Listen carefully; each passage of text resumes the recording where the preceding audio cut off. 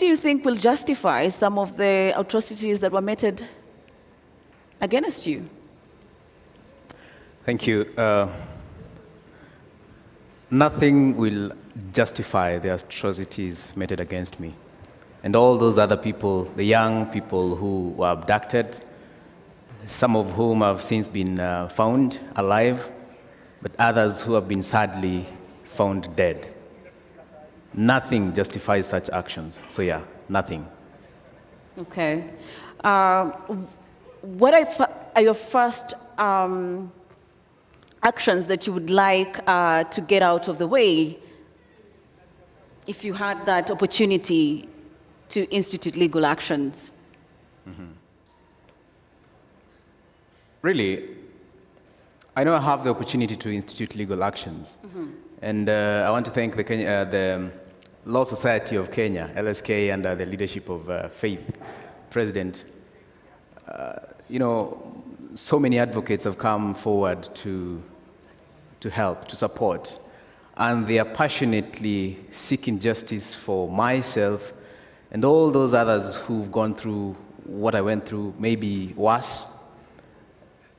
And yeah, number one is we need to institute legal charges against individuals who are controlling the police force, those who are controlling the NIS, the DCI, Director General. I had Mr. Nyamwamu talking about the same. And after that, the victims also need to be compensated for all that they've gone through. Mm-hmm. And all that is going to be done in due course. I want to assure you that the legal team at the LSK and all other well-wishers are up to speed, and this is what we would like to see happen. Number one, criminal charges against individuals.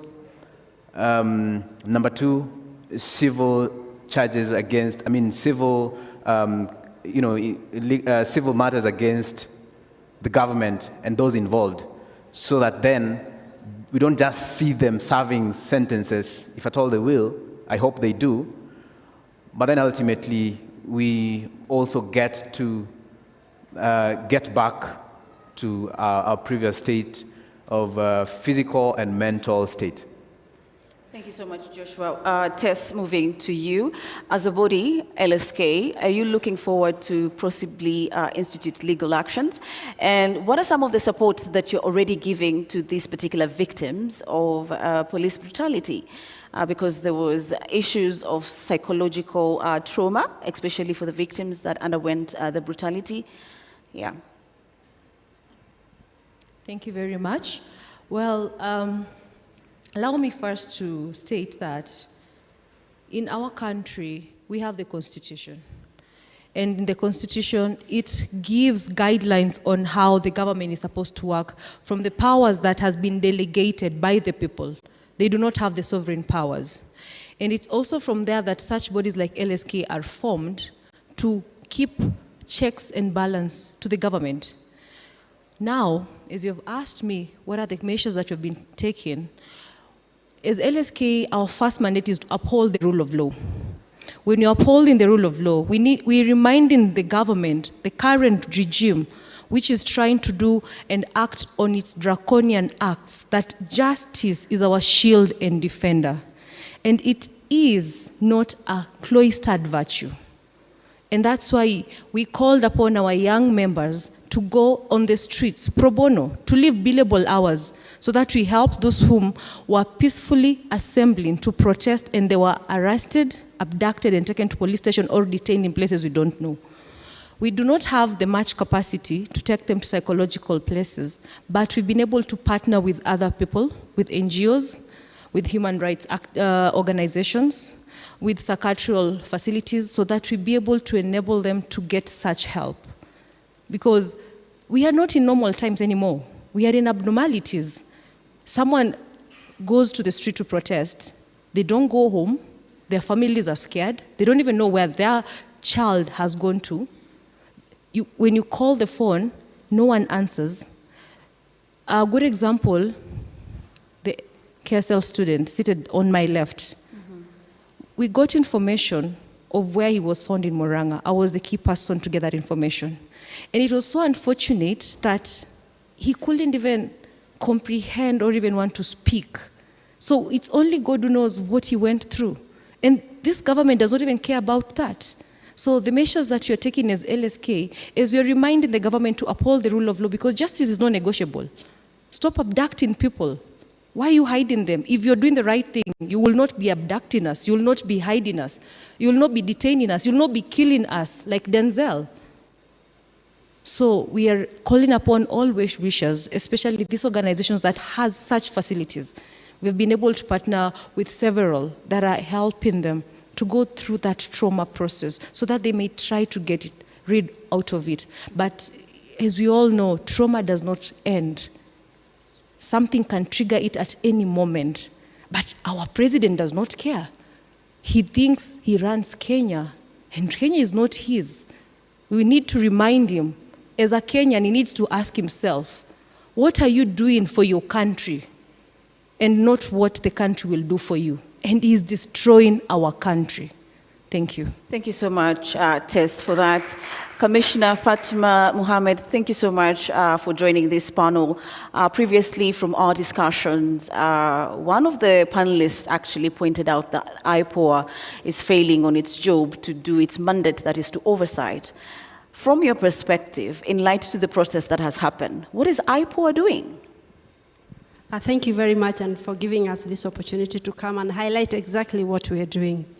First, we have to understand the mandate of IPOA. The mandate of IPOA is to oversight the police in holding it accountable into doing its work.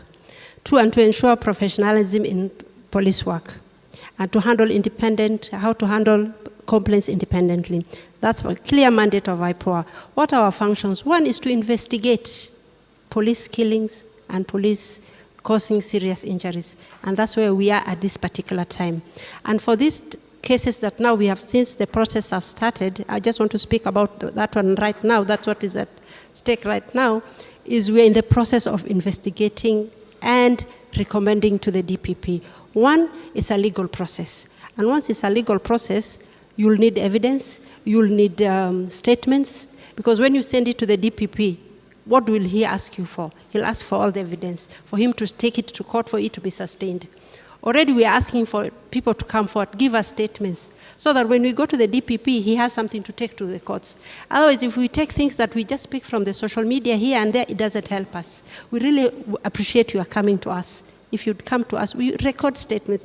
Then, you know, that will give us basis for our prosecution, because we don't have powers for prosecution. We don't have powers to arrest. I know we've been asked, how come you're not arresting the police officers? We don't have the powers to arrest.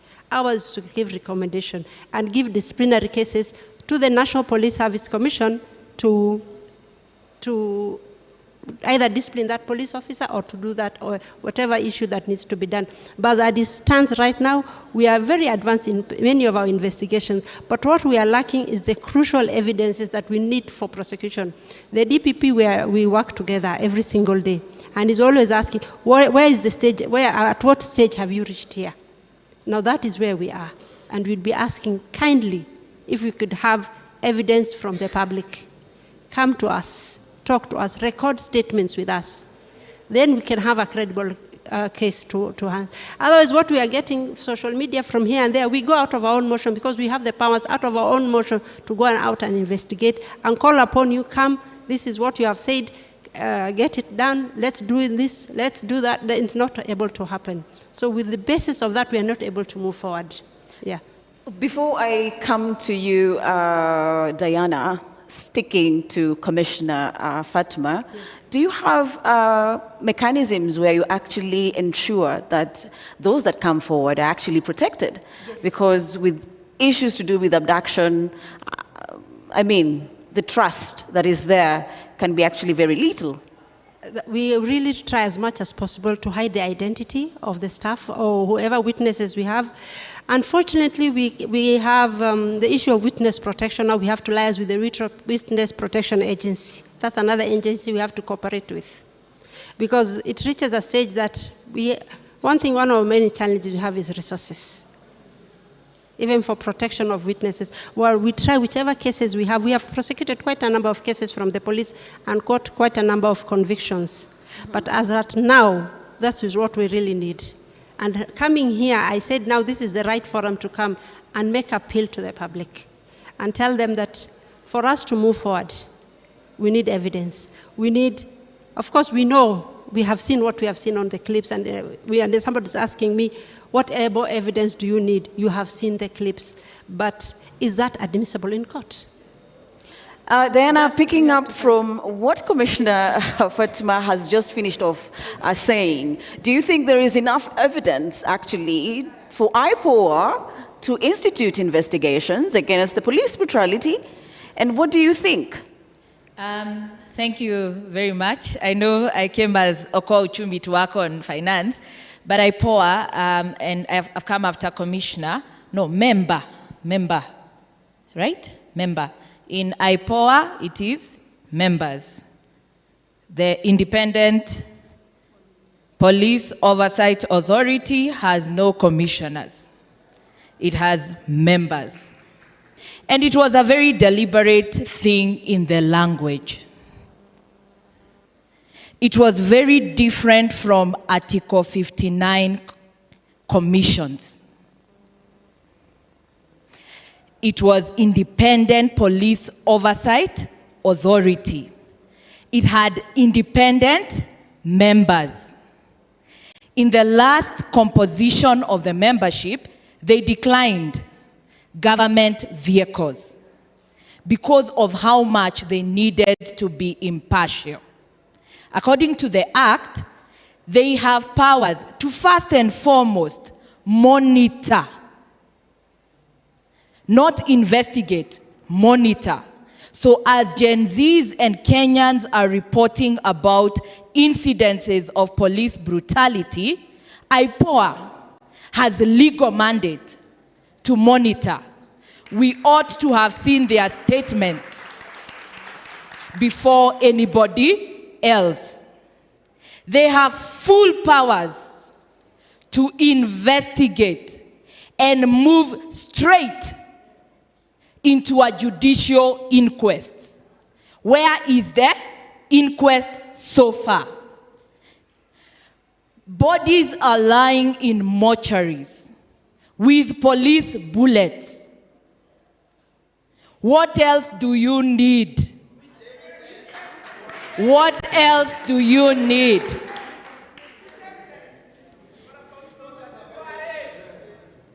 People are shot broadly and recorded on video. Journalists, local and international ones, ask, give us the video. They are given. IPOA, what do you want? Aren't you complacent in this particular situation?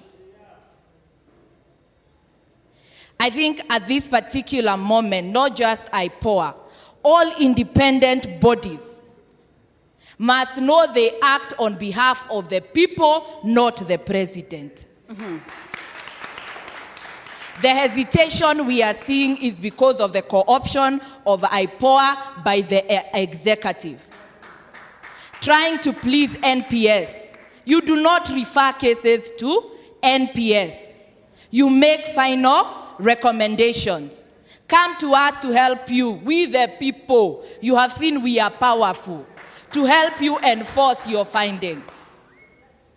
I wish IPOA was here in the morning when we had narrations of people who can't sleep because they were tortured, leave alone the ones who are dead. We are here speaking, we don't know whether we'll be tortured again. Even within the police service, they are willing to speak because they are our children. There are very many people who are looking for their children. Bodies have been found in Mukuru. These are trends. By the time the president says there are no extrajudicial execution, we expect IPOA to give us trends. Pole Mami, and we hear you. I hope those tears, IPOA, you use our taxes. It must change. Thank you so much, Diana. Coming on from a law perspective. Can I respond to her, please? You want to respond? Yeah, thank you, Diana. I mean, I understand and I feel the pain. True. But what we need is, you have said it here, come to our offices. Let's record these things in our offices. Let's do it in the legal manner. We cannot prosecute in the public prosecution, you know, in the public space. Mm-hmm. We need it done in the right manner. And that's the only way. Diana, and I feel what you are telling us completely. Come to our offices. Let's work together like that. Let's have even witness protecting in all our ways how we can handle this matter. We feel the pain, and we know no one is immune in this process. Today I'm in IPOA, tomorrow I am not. Our children are all outside there, all of them. So we cannot say this is one issue that we can ignore. We cannot. We need help. We need all kind of evidence that we can have, so we can push this issue forward. We are all together in this. There is no way that I'm saying that it doesn't happen to anybody. It's all of us inside this thing. And nobody is going to say that we are safe from it. So what we really need, let's come together, let's work together, let's push this agenda forward. We have shortage of resources in our IPOA. We are overstretched. We cannot be in every sector, but if we partner with social justice centers, if we justice with everything else, we'll be able to move forward. Mm-hmm. Yeah. Thank you so much, Commissioner Fatma. Coming back to Tess, if I may have your attention, Diana mentioned an inquest, and there is the issue of reparations. Is it enough for people that were tortured and even experienced the impact and the effect of the protest to get justice? Is it enough? Thank you very much. It is not enough because it is not being done. If I may retaliate, the mission of IPOA to conduct impartial and independent investigations, inspections, audits, and monitoring of the National Police Service to prevent impunity and enhance professionalism in the interest of the public. We the people, the sovereign of this country is we the people. When that inquest was supposed to be done, they are not doing it. They are telling us to go to their offices. We are in an era of social media. We are not in 1972, where when someone is brutally killed, abducted by the police, it cannot be seen out there. Bodies are being found everywhere. Today, bodies have been found at Mukurwa.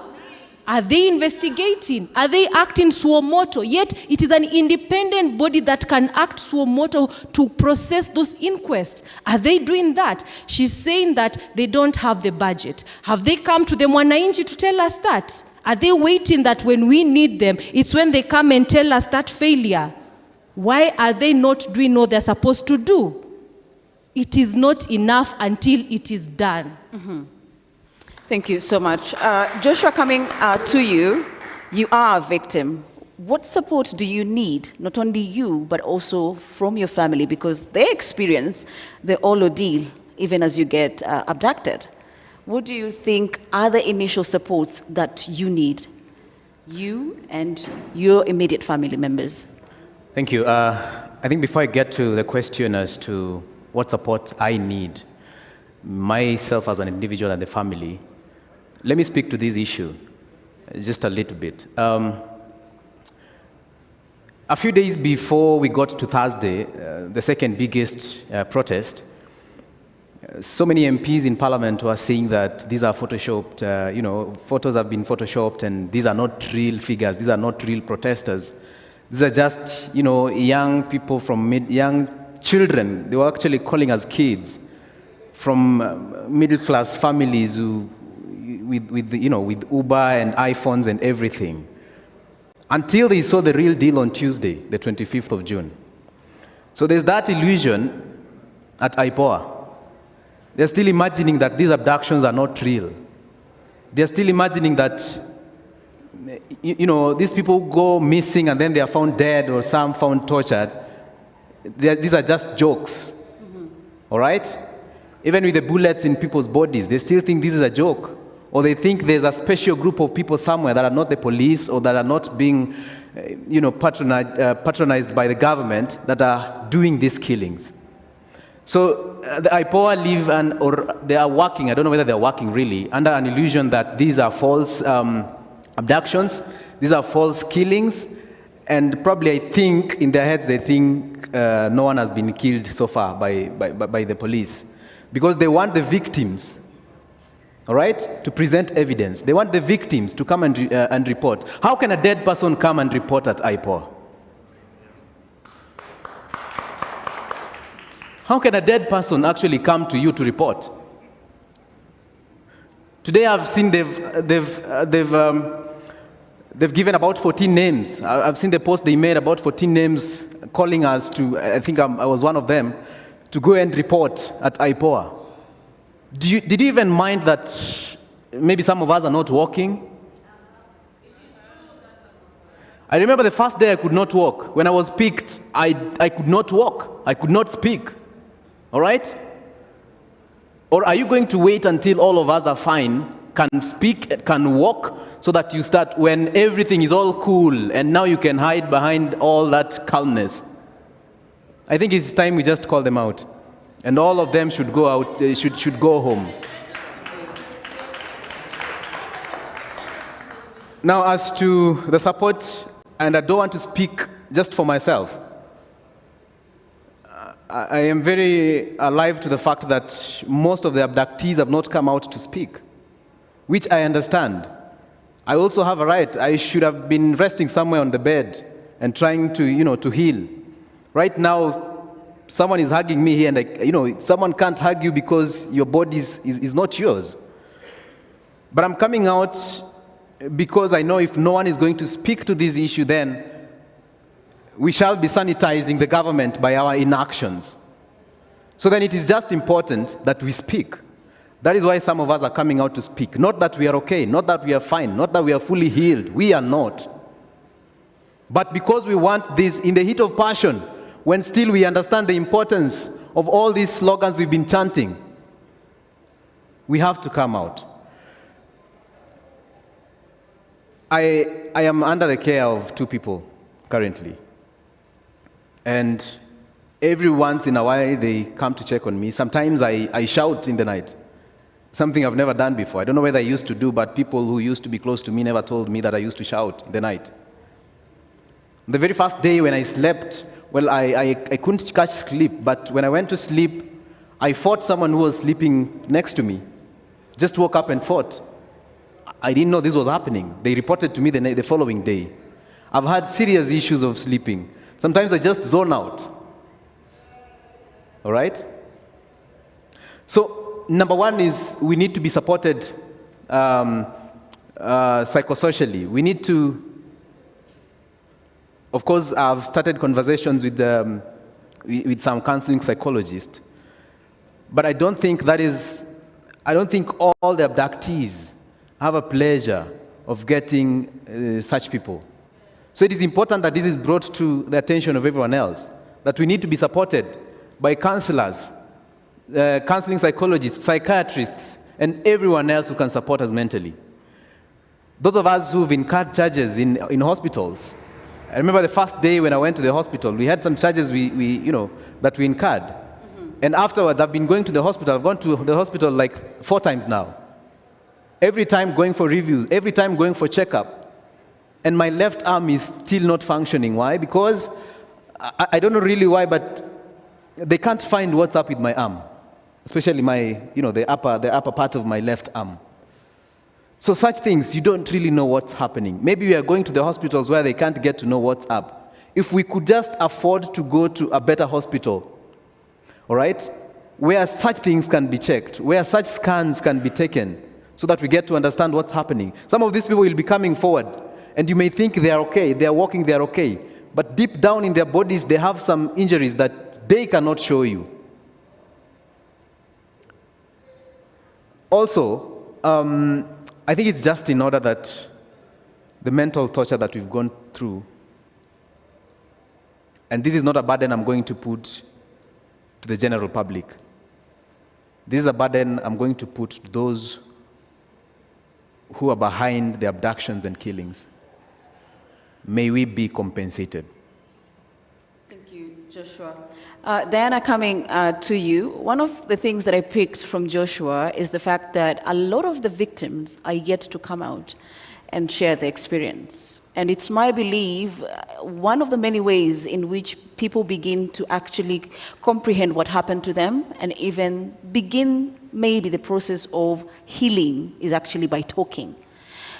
As an organization, and even as you join in the conversation, how do you think we can be able to bring out the victims to actually now share their own first account just as a way of getting that healing?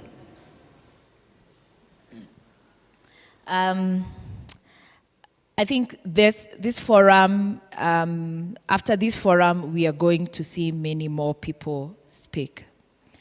Because one, my experience with all these processes of extreme violence, torture over the years is people self-alienate immediately. You can't believe what happened to you. And most of the time, remember, most of them were abducted and they were blindfolded. You felt so alone. So you want to stay there. But listening to one account, so for the victims who've come today and shared their account, they have opened the door for many more to start speaking. But we will organize as many sessions of solidarity, of counseling, of listening to every victim wherever they are. And allow me to acknowledge, I don't know your name, Mami, but we feel your pain. Tabitha, we feel your pain. Tabitha clearly is looking for her child, who has been missing and took part in the peaceful protest. You can see her pain. There are very many parents whose children are missing. They don't know where to search, but you can't silence a mother who does not know where their child is. So the more we keep speaking and spotlighting these stories, we will create avenues for that. And I'm aware the social justice working group, police reform working group are creating all these spaces, and we hope we can reach out to the professional counselors group to take on this particular issue. But allow me to urge the member from IPOA. The act is very clear. IPOA acts first on its own motion. Secondly, when a complaint is filed. Please read the mood. Read the mood of the country. It is time to act on your own motion. IPOA has expansive powers to take over any investigations around the service. They have powers to summon the IG, summon Bungei. How many bullets did you shoot? Give us the record. You have more privilege and power than any victim will ever have. And please do not go to another space and tell us to come to your office. We are taking victims to counseling rooms. We are taking them to hospitals. We can't be taking them to IPOA as well. Please, IPOA in the past, particularly during the 2017 violence, in Nairobi, in Migori, in Kisumu, gave us daily updates. Gave us daily updates of police killings, of people who are missing, of enforced disappearances. We relied on their data to infer the trends. Surely, Budgets may have been slashed, technology has grown. Organizations working in this sector, including the Law Society, they have data. Reach out, cooperate. Please, you have a place in ensuring that women like Tabitha get justice and their burden is lighter. Allow me to pause there. My world is the budget. Thank you so much, Diana, for that. If you may pick up the microphone, Commissioner Fatma, kindly, whatever Diana has brought out, you may answer as you put forward your closing remarks. The mic, kindly, the mic is not on. Thank you, Diana. I've heard you very clearly, and the mood of the public we have had loud and clear. And we are working towards ensuring that all what we are asking is patience. And for true, I know time is not there. You're saying, no, there's no time, but time is there. Because at the end of the day, what do we want to achieve? We want to achieve justice. We want to achieve the person who is responsible, even if it's going to be the IG, and definitely it will be the IG who will be held accountable. That's a must. It will take place. Maybe it might not take place today, but it will. That is want to assure the public that we conduct very credible investigation, watertight. We want when you take to the DPP, he doesn't return it back to us. He doesn't say, oh, go fill this gap, go fill this gap. We will come to your spaces. Please open up to us. When we come looking for you, don't hide yourself. Don't say, no, I'm not going to take. And we want to assure you very clearly that for sure, we will protect your identities in terms of witnesses. I know you're saying victims are dead, they can't speak, but they have relatives. They have, and we don't want to have dead people, to be honest. We are looking for a process that we all inclusive. You all support IPOA. IPOA needs the public support in terms of getting funding, in terms of getting all issues that are needed for us to ensure that justice is served. It will be served. Daily updates, we find like that if you release everyday statements, people will like, this is too much now. But we give you, since these protests have started, we have been releasing quarterly. I mean, every other week we've been saying, these are the number of cases we have. Up to our record, we have up to 39 dead. There could be more. We're asking for more space, for more information. We will come to you. If you feel that you cannot come to our office, Diana, we are ready to come to your to the social justice centers. We have our working MOU with LSK, very clear. We have signed one so that we can cooperate. We are looking for cooperation with members of the public. We are looking with cooperation for any institution, civil society.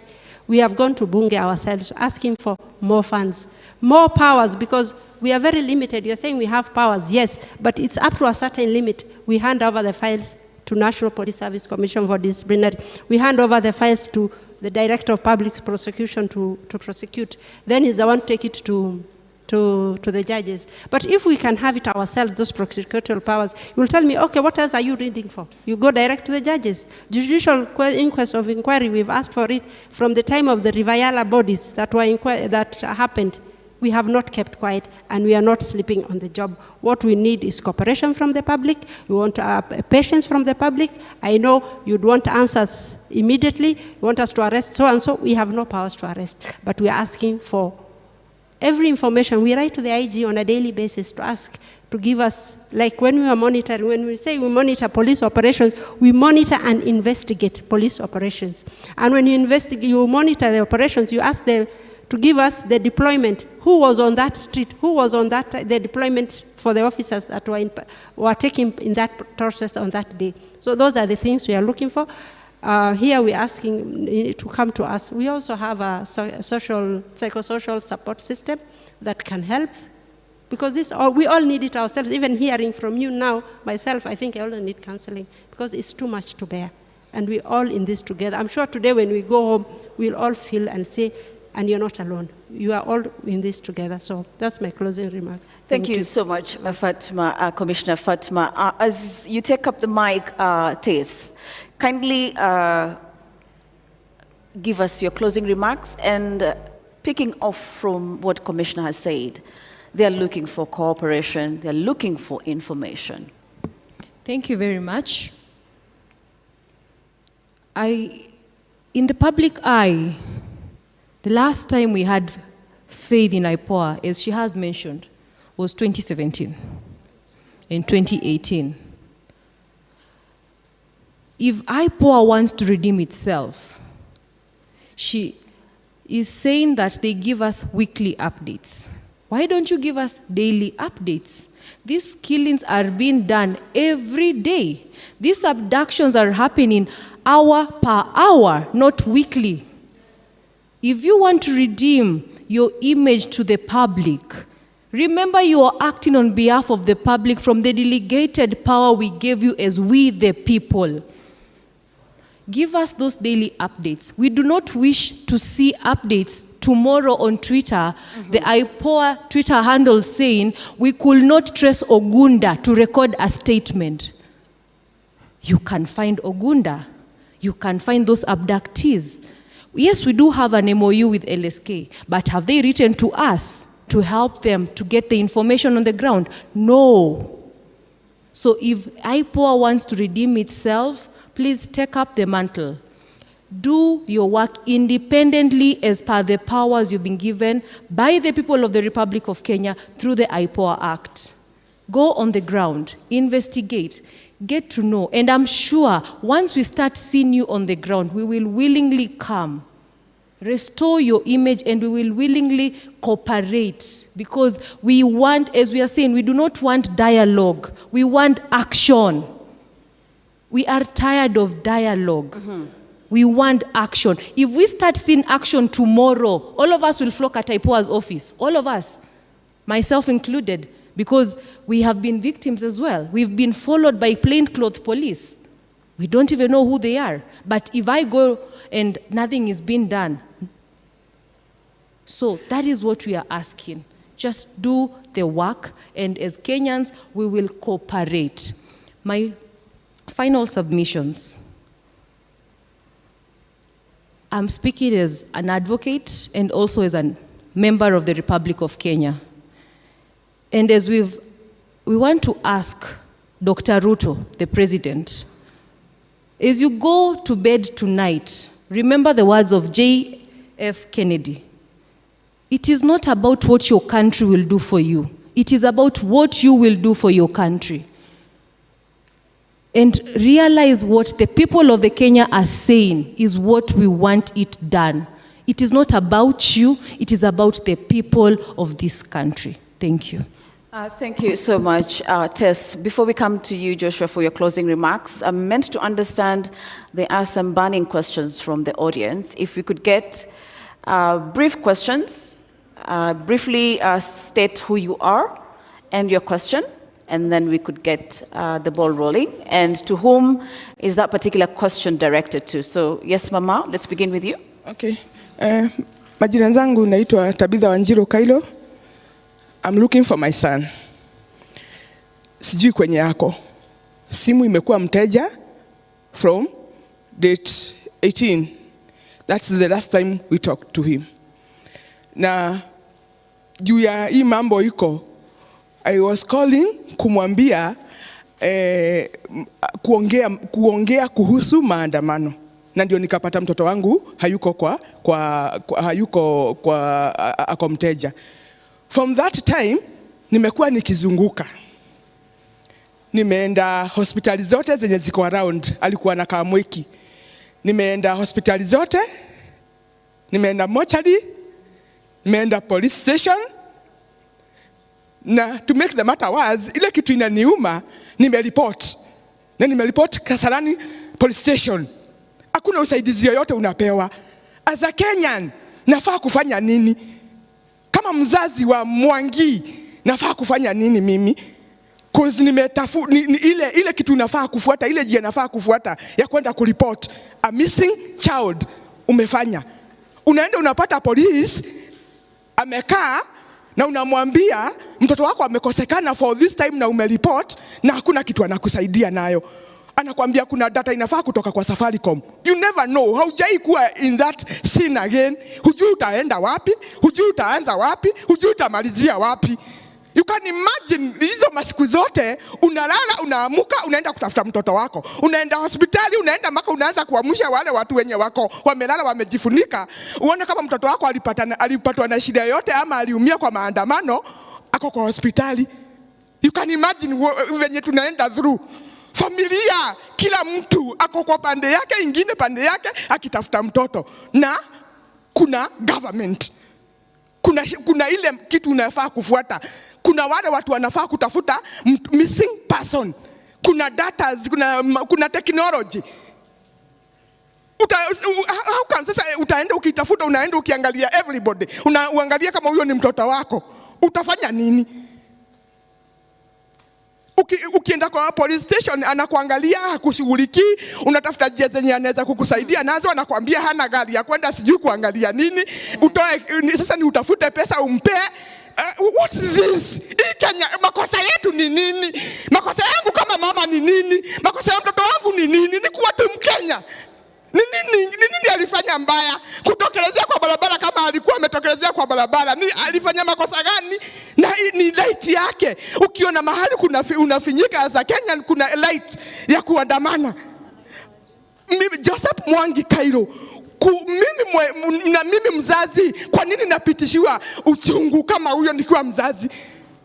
Tukiwa familia, kwa nini tunapitishiwa uchungu kama hiyo? Kwa nini? Si tunafaa kuwa tumesaidiwa. My question is, na zizo na direct to wakubwa wa Kenya hii.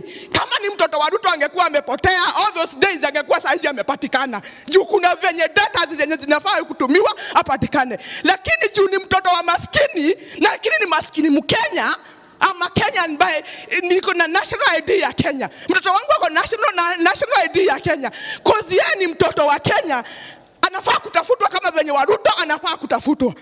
Kama wale wakubwa wengine, mtoto wangu anafaa kutafutwa in the same venye anafaa kutafutwa. Hakuna Mkenya mdogo, hakuna Mkenya mkubwa. Juu maisha ni maisha. Mimi mtoto wa Ruto hawezi kuwa mtoto wangu. Mwangi wangu hawezi kuwa wa Ruto. So I'm looking for justice for my son. Nitafutwe mtoto wangu, nipewe mtoto wangu, nipewe mtoto wangu. Hiyo ndio uchungu yenye niko nayo kama mama. Thank you so much, Tabitha. There she is seeking, of course, her son Mwangi. And of course, from LSK, would like you to answer where she would get help, and from IPOA, if you could. But let's take a round of other questions. Yes, the guy there next. Please make it brief. Good afternoon. I'm Edwin Deda from Kibra, and I want to go on record as the person who rescued Frank Okoth, who was feared dead. And I participated in the demos as a person with disabilities for reasons known to me. My question to IPOA, this young man, as we talk, though he's in a quite stable condition, he still has wounds of 6 bullets. And with not trying to tell you how much harm those bullets has caused him, such families do not even have access to justice. So you find someone like me, I have to come to avenues like these ones so that I can also amplify their voices. So my question to IPOA is, because part of his life, or 70% of his life, has been disoriented, how are you going to help this young man who in the first place was feared dead, and the reason is because he did not have an ID? And you know, if someone dies, the only identification to his relatives is taking the fingerprints.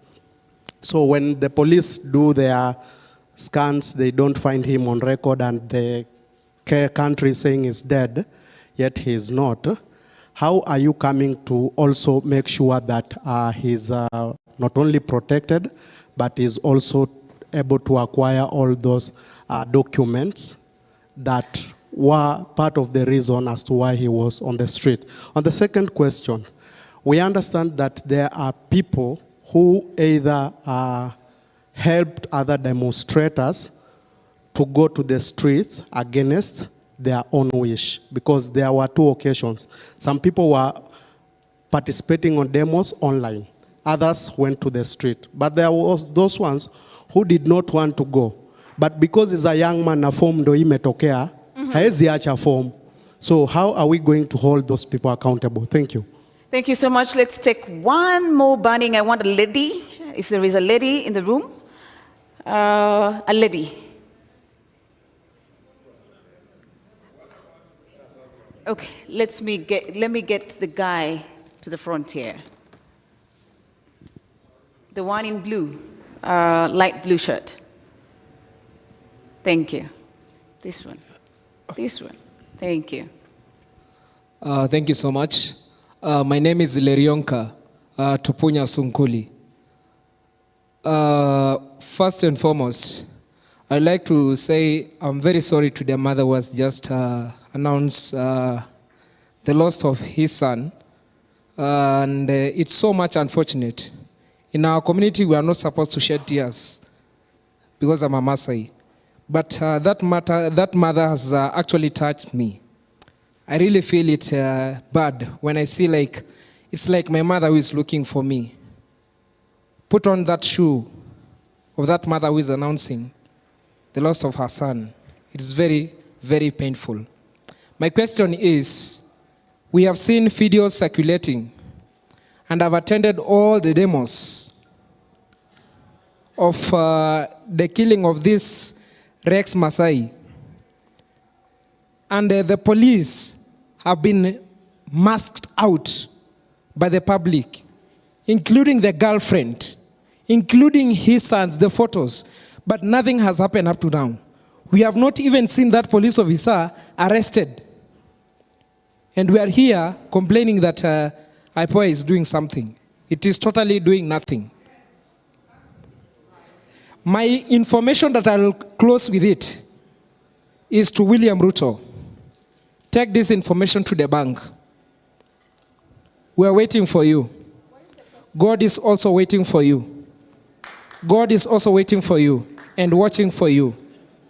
Charlene Ruto, please stop lecturing the youths. We have never seen any daughter or any son of a president coming to speak for the youth. Who are you? Go and nurse your injuries there. Thank you. Kindly, if you could just pass the mic here. Thank you. Please, let's make the questions precise, Yes. to the point, because we are running out of time. Please, if you may. Thank you. My name is Isaac. My question goes to the madam from IPOA. There are photos, videos circulating online. I believe you have seen them. As per now, how many police officers have been prosecuted? Number 2, last year during Azimio demos, very many people were killed.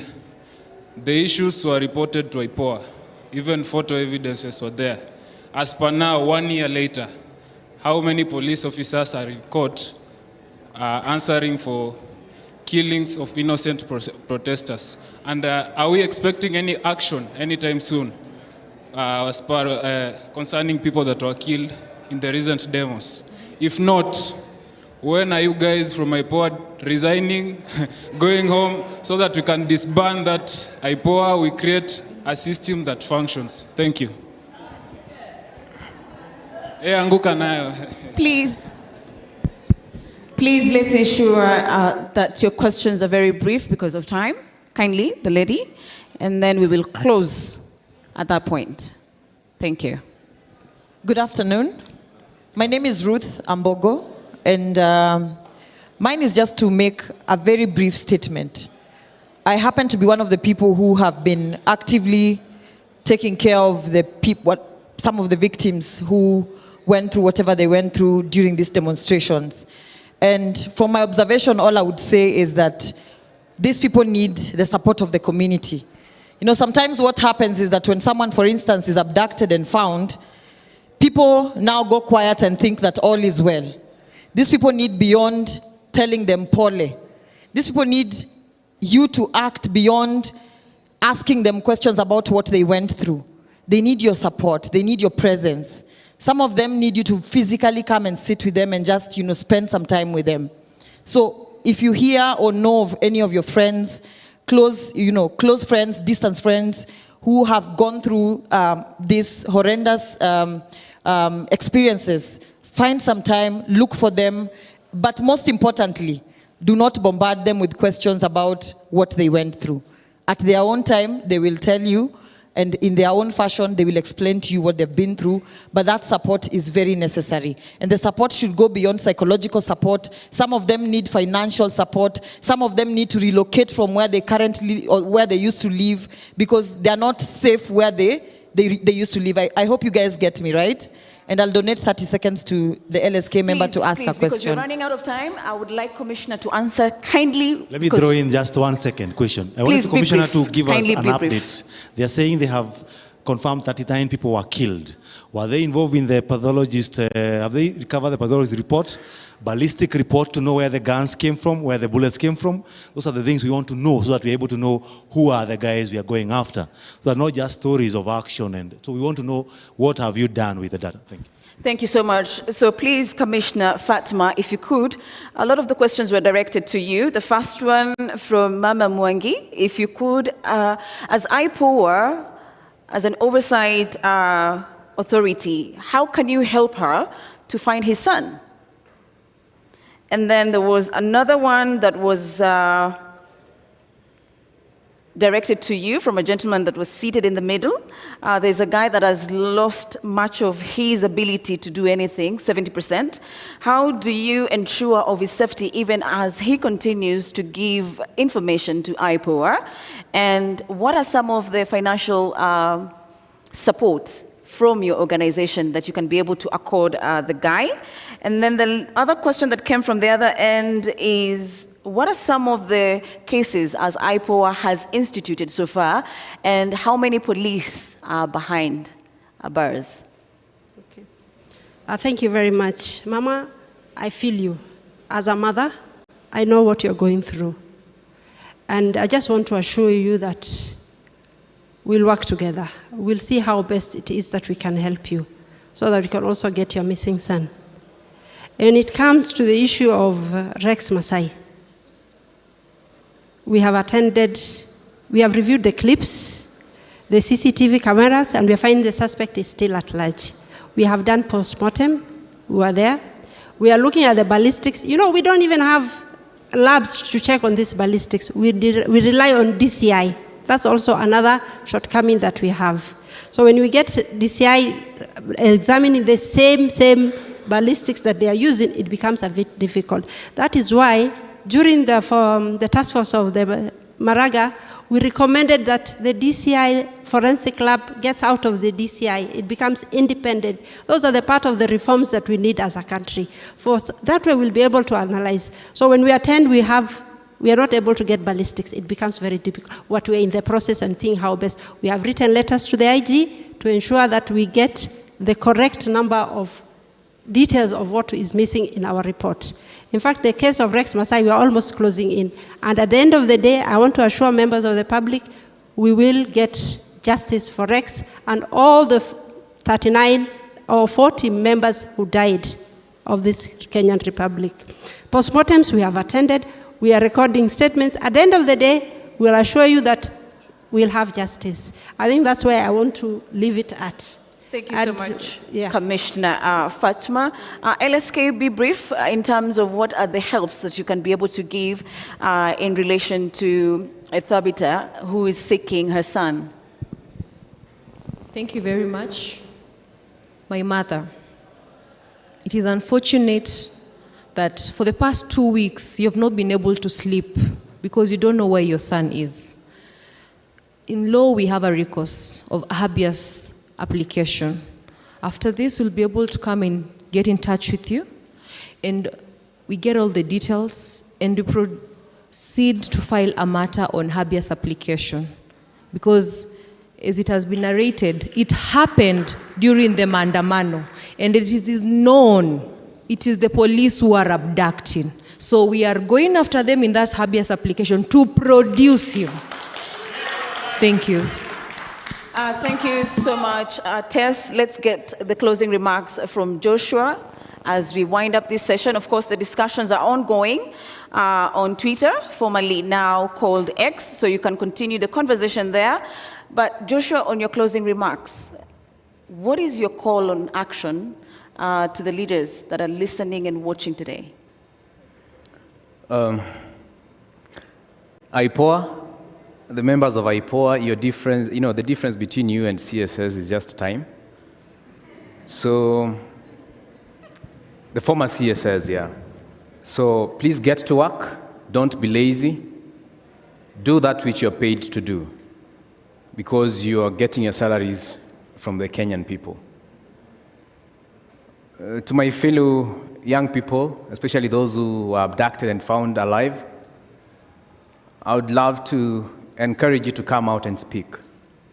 Because if you don't speak, if you don't tell people what is really happening, what this government and the police are really perpetuating, then no one is going to know the dark side of the police and the government at large.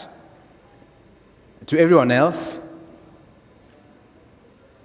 do not be deluded by the two things that have been done. Do not be cheated that because the cabinet secretaries have been dismissed, that because the finance bill 2024 was dropped or rejected, then someone is meaning well for you. They are not. Because if they did, we would not have gotten to a point where after killings, after abductions, after torture and everything, then the perpetrators are calling for dialogue. If they wanted dialogue, that should have been done way before. If they indeed meant well for the people of Kenya, and they wanted to engage the young people and act upon their requests and demands, they should have done this. I mean, to the very latest, should have been the first Tuesday when we went to the streets. Otherwise, they waited for a second protest, a third, and a fourth for them to act and to tell you that we are going for a dialogue. It's not going to work. They have not changed. They are the same people. They are the same people, the same characters, and they will be making the same decisions. Right now, they will make something that makes you happy to make you think that they're going to change. They're not going to change. Let us heed to the call to focus on the bigger goal, which is an overhaul of this government and let them go home. Because ultimately, no condition is permanent, Ruto must go, and this is a just cause, and when the cause is just, conquer we must. Please help me say that. When the cause is just, when the cause is just, when the cause is just, when the cause is just, and indeed we shall conquer. Thank you. Thank you so much, Joshua, for that powerful closing remarks. At this point, I'd like to close. I make my closing remarks. Oh, you didn't? No. Oh. Thank you. Mine is twofold. One, in addition to IPOA, the NIS is also supposed to have a similar oversight body under Section 66 and 67. It has never been operationalized despite numerous court rulings. The National Intelligence Service, that's a major area. Then the second area is, and the chair of the student at KSL has clearly indicated that this revolution is being given to us with a lot of trickery and treachery. When the president rejected the finance bill, we all felt a sense of a win. But the following day, he signed something called the Appropriations Act. That gives him full powers to spend the budget that he created with the wrong priorities and so on. He said he needed to do it before June. People, that is a lie.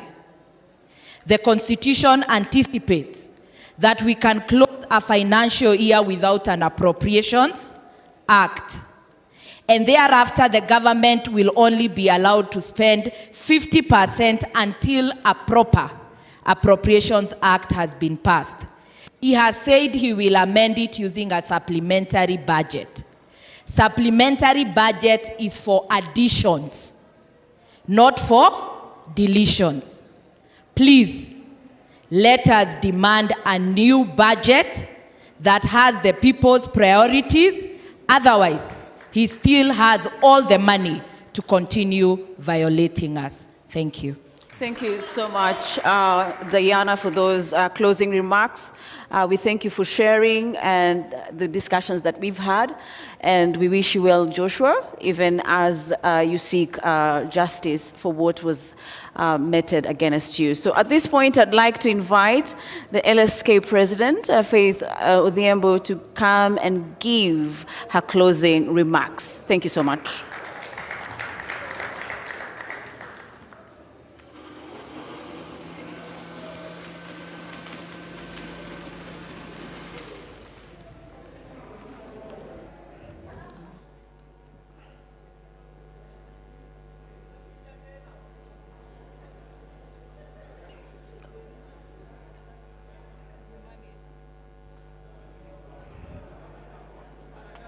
Thank you.